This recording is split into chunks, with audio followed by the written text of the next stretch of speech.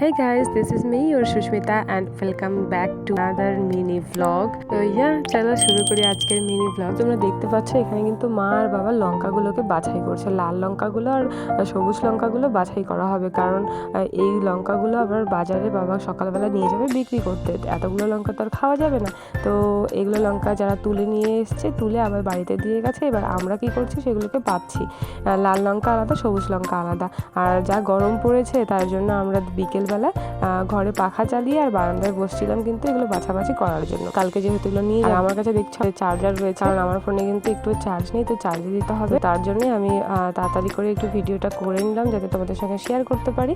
আর অনেকগুলো লঙ্কা আছে, চলো তাড়াতাড়ি করে বেছে নিই সবাই মিলে লঙ্কাগুলো। আজকে এই পর্যন্তই, দেখা হবে আরেকটু নতুন ভিডিওতে।